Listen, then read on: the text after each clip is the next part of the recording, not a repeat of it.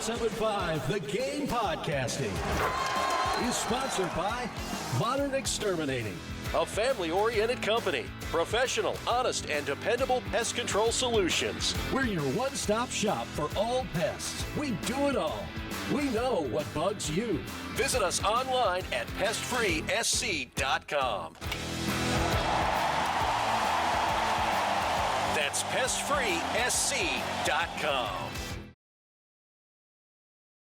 I never saw this difficulty for South Carolina. I thought the difficulty would be the championship game, whoever they were going to play. Yeah. And I did, but to Dawn and that crew's credit, it wasn't the best these last two games at all. Sure.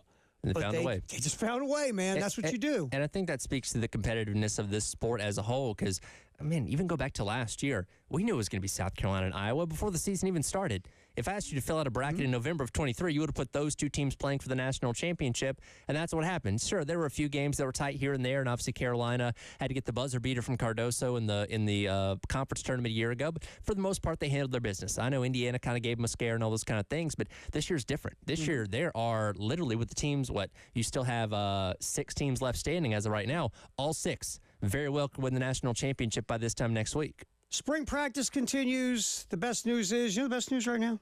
No news, really.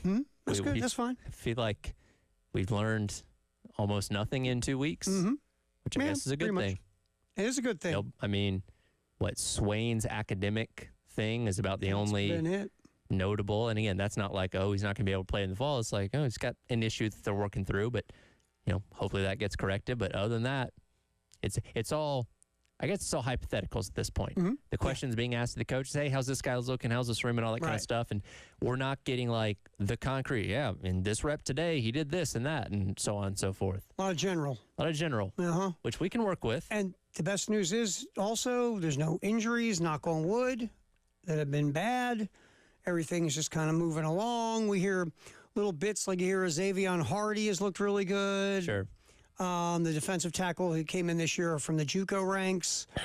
Every time we get some tidbits from practice, we hear about a freshman wide receiver who had a good day or has had a good few days. We always got to take those with a grain of salt because no coach ever comes in and says, that guy looked awful.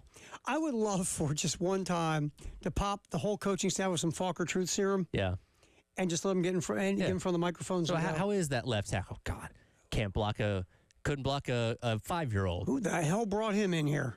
We've talked a lot about the defensive backfield. What's going to happen is Jalen Kilgore going to stay in nickel. Is Jalen Kilgore going to go to safety and replace Nick Emanwori? Is DQ Smith going to slide over to take Emanwori's spot? How about some of these other younger safeties we've seen over the last couple of years? What's going to happen at corner?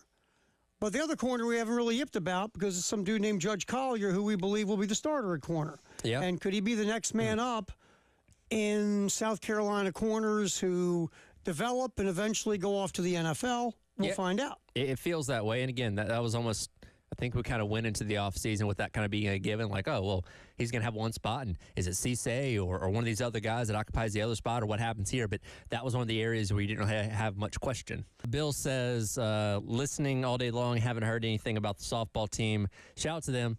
Took 2 out of 3 against number 3 LSU. Beat them in a doubleheader yesterday. Got swept on Friday. Again, that's in Baton Rouge. Ashley Chastain Woodard in year number 1, phenomenal job so far. Yeah. I mean, look, perfect world, this is what you want when you hire a coach for the first year, right? This is the top standard of what you hope for. This is like your blueprint of, hey, see, look how it worked. Because the softball team wasn't terrible, but it was just kind of like, I'm not going to say stuck in a rut. That's not the right word. They were making the tournament, but they couldn't go. They couldn't get to that next level, and right? Again, and when you looked at the Oklahomas and the Texas of the world, it's like, they're nowhere near that level. Yeah, so let's bring in someone who, I don't know, with new ideas and maybe younger with a different perspective.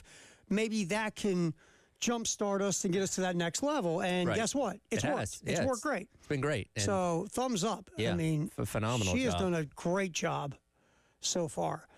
Greatest day in the history of the world. On this day in 1973, one of the biggest upsets in the history of heavyweight boxing happened. In San Diego, Ken Norton, it wasn't a world championship bout. It was an NABF heavyweight title bout. Ken Norton beat Muhammad Ali in a 12-round split decision.